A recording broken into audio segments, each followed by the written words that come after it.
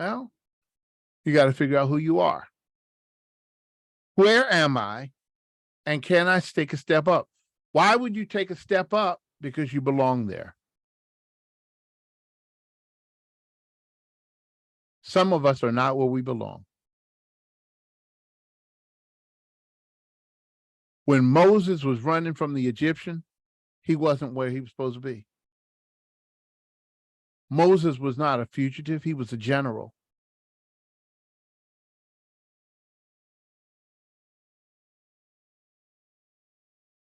And some of us are just out of position.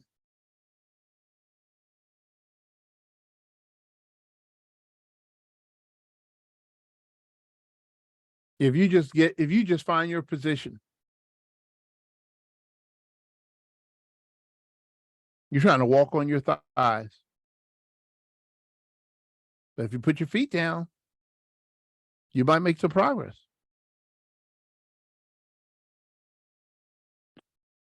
So this comes from Myron Golden, thought leader, entrepreneur, author. He talks about a lot of things, but one of the things he talks about selling made simple. He's got this video out, selling made simple.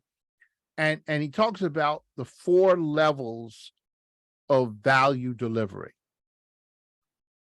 We must understand that the value in your life is only the value you bring to someone else's.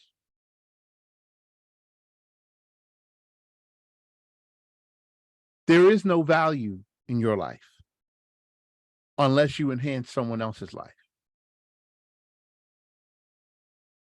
Genesis chapter 1 tells us to be fruitful, to multiply, to replenish the earth, to subdue it, and to have dominion over it.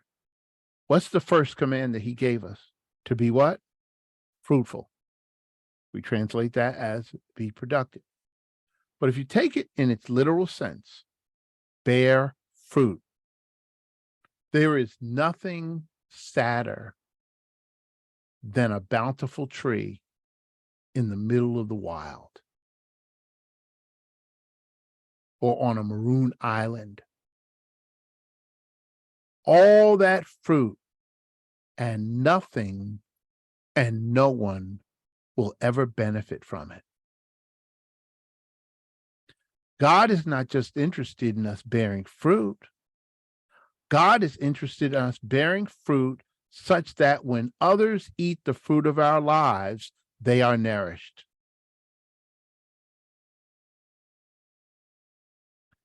Being fruitful is not me watching the Myron Golden video. Being fruitful is me bringing it to y'all and letting it hang off my tree. Glory to God. Go ahead and take one. Go ahead and take one. Go ahead and take one. That's my whole life. James, I said it the last time. I exist to help people.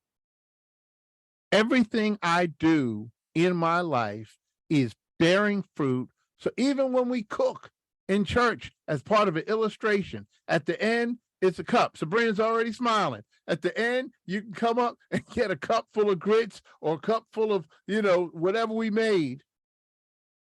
Because our lives exist to benefit others. What good? Why are you talking about writing books? What good is it for me to know what I know if I'm not giving it away such that others can get it and enhance their lives? The value of the fruit is not when the tree bears it. The value of the fruit is when somebody or something comes along and picks it. It can be a monkey. It can be, anything. It could be the Komodo dragon, whatever it is. If that thing, it can be a human. When that fruit is translated into nourishment, now the tree has taken the nutrients from the ground and mixed it in exposure to the sun, S-U-N or S-O-N, and it has produced fruit. And now whoever comes along, whatever comes along, their life is enhanced because the tree bore fruit. That's the cycle. So we're not just to be fruitful for the sake. You say, I'm so fruitful. I've got all kind of well, who's eating your fruit? Why do I want 10,000 people a month to get midweek manna? I'm not trying to be famous. I'm trying to be fruitful.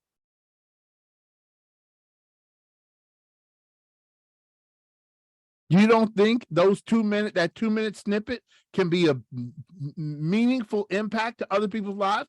Absolutely. So every time we post it, we put it on Twitter, we put it on Instagram, we put it on Facebook, we're pushing it out there because we want 10,000 people. When we send out our midweek manna, we want 10,000 people to get it.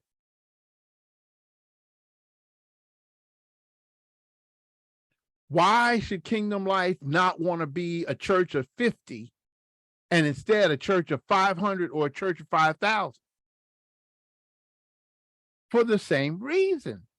It's not about, well, I hear people say, I always wanted to come to a small church. That's me centered.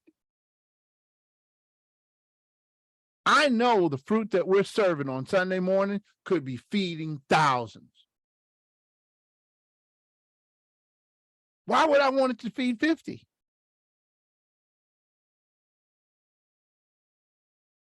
Why have an orchard and then not let people in to pick fruit?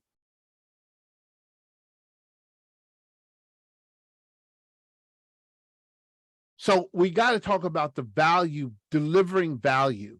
Delivering value is when you deliver the fruit that you have, the gifts you have, the skill you have, the knowledge you have, the ability you have into the enhancement of someone else's life. Are you with me? Wave at me if you're with me today. I want to tell you 4 levels of delivery and encourage you to find your level. Level number one is implementation. Implementation of products and services that others are willing to pay me for. People will pay you for it. Whether you accept pay or not, people will pay you for it. I could be selling this.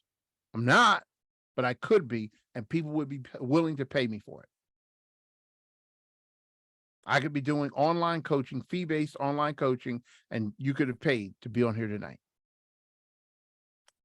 The question is, identity question is, put this in the margin, am I a doer?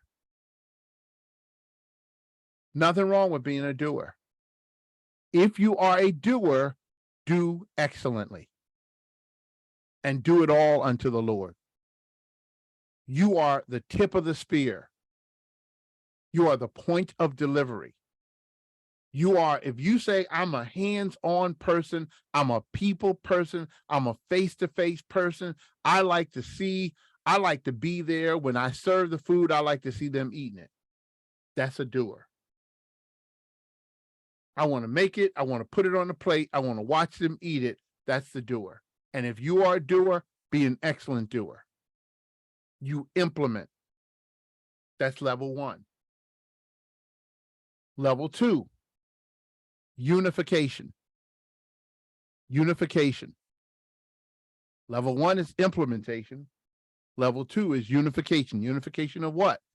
Teams who deliver products and services to others.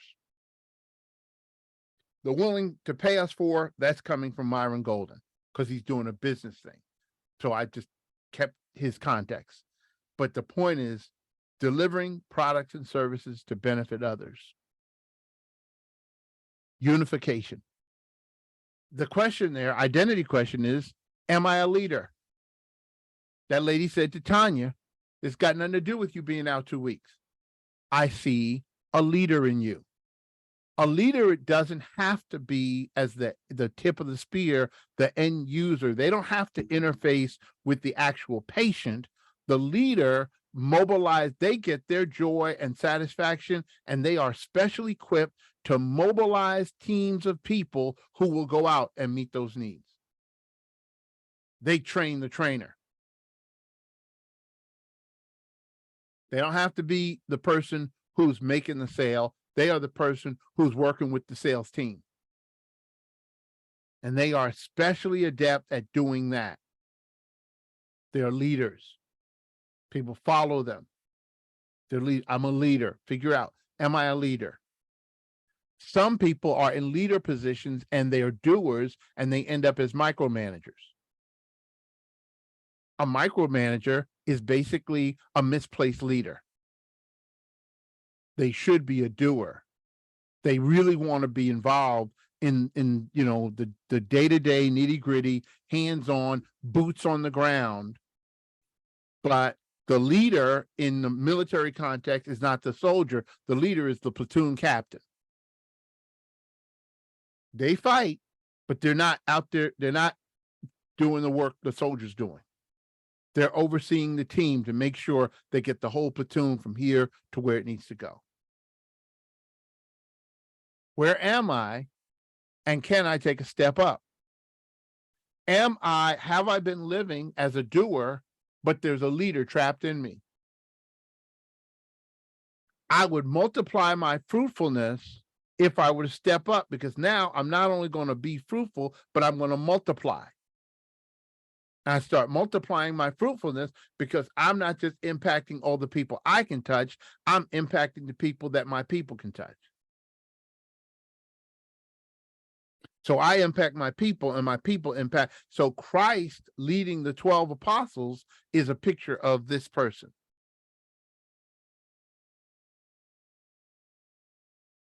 In fact, you can see all these things in his life.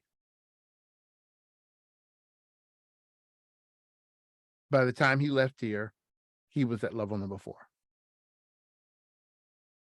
When he was walking around healing people himself, he was the doer. Then he sent out his team and he equipped them to heal people. Now he became the unifier. He's the leader. Level number 3, communication.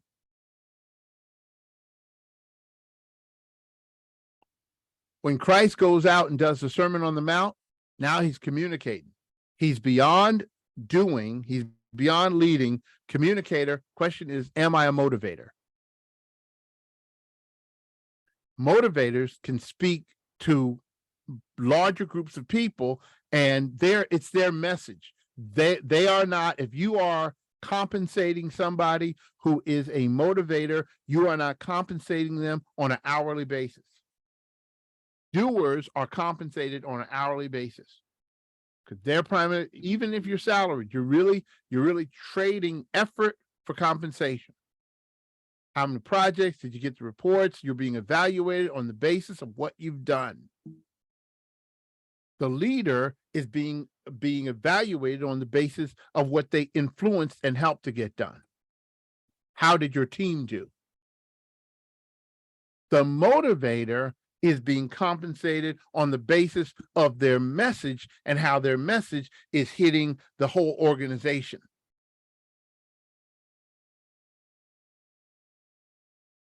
So at Kingdom Life Community Church on Sunday, when we set up, if I start grabbing chairs and setting up chairs and we have enough people in the room, somebody will come and take the chair from me. I'm not above doing chairs, but they're acknowledging your best gift here is not your doing. Your best gift here is at the very least, motivating this whole organization. It would be better for you to step back instead of having a chair and say, good morning, everybody. Thank you for coming. Let's go ahead and get set up. I bless you all, and I thank you for you being here today. That would be a much more powerful impact for you to bring to the meeting than for you to be back there trying to put water on the table. I can do it, but it's not my best gift, and I can take a step up. When God called me to start Kingdom Life Community Church, the woman who prophesied to me said, the Lord told me it's time for you to go from the back to the front. Those words were confirming words that God had spoken to me because he was calling me to take a step up. Are you hearing me today? Level number 4, imagination. Imagination of ideas that inspire others to deliver products and services.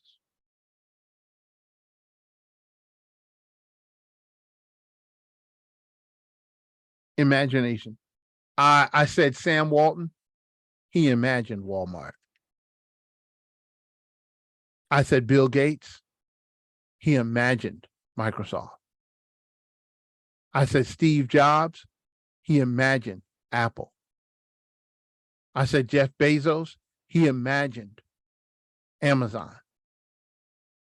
This group that's getting ready to buy the Washington Commanders. I think that's what they're called. They imagined that they could do it. And now they're getting ready to make a $6 billion deal for them. There are people whose greatest value to this world is their imagination. I'm not full-time with Kingdom Life Community Church, but one of the things that is the church is going to have to process is how to compensate me. Because I should not be compensated for my time. What I bring to Kingdom Life Community Church is that I can see the future. I'm a visionary and I can imagine a reality that does not exist. How many of you, by show of hands, are in the 457 session number 6 tonight? Come on, wave at me. You're in 457. That's this session. That's everybody. You're only here because I imagined it. You are all sitting in my imagination.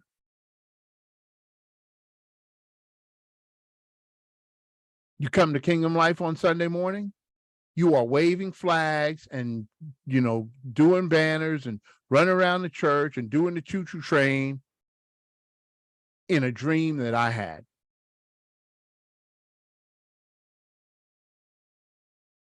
The book, Live Like You're Dying, is in my imagination. God Wears Pajamas is in my imagination. All Dressed Up with Nowhere to Go is in my imagination. Your New Life is Waiting for You is in my imagination. So I am an innovator. Step 4, identity question, am I an innovator? Not everybody is, but I am an innovator. It was easy for me to stop calling him Jesus and start calling him Yeshua. Why? Because I don't need anybody in front of me to follow. Some people can only follow a trend, but an innovator will make a trend.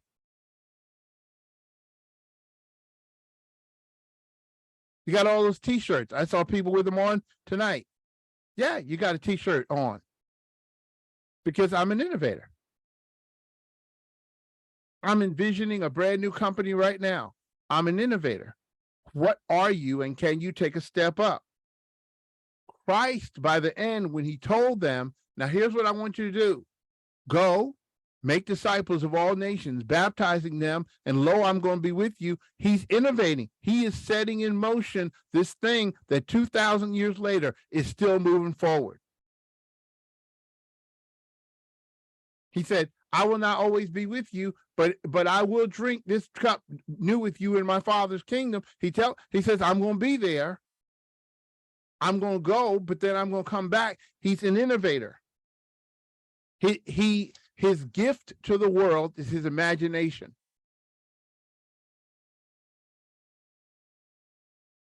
And so where are you and where could you be? Where should you be? It would be a bad thing. It's going to be painful for you to be in a position of innovating when you don't have the imagination that an innovator needs. It's going to be painful. It's going to be painful for you to try to be a leader when you are a doer. It's going to make you a micromanager. Be an excellent doer. There's no such thing as climbing the ladder in the kingdom. It's finding your place. To one, he gave 5 talents. To one, he gave 2 talents. To one, he gave 1. Find your place. There's no greater glory for the one who got 5 talents than for the one who got 1 talent. Just be faithful over what God has given you.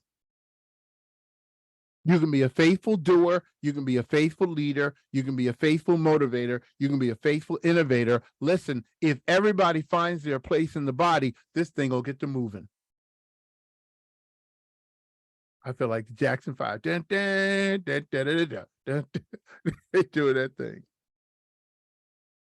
So Myron Golden tonight has given us a gift.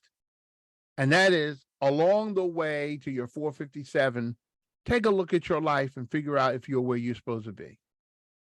Figure out if you need to take a step up. What's separating you as a doer from being a leader may be a class. It may be some skills. You may be you feel locked in to a rat race and a doing cycle, and you got ideas on how to get this thing done. You may be a leader. And so what is it that you need in order to be positioned to lead? And it may be that there's a motivator in front of you. Our director discovered that I'm a motivator and an innovator and had me come before the staff back in 2019 and talk to the staff. I can't do that as a doer. My job is running the facility, but my identity is I'm an innovator. Who are you? And are you living up to your potential? I don't have any rocks to throw if nobody else on here is talking about writing books. You don't have to write books. It's not for everybody to write books, but it is a shame if I don't write those books. That is just disobedience. Because God is speaking to me. I Am Dunamis is a book to tell the world all that stuff I just said to y'all about the greater is he that is in me. That's a chapter in the book. Folk need to know that. Where am I? Can I take a step up? Are y'all with me tonight?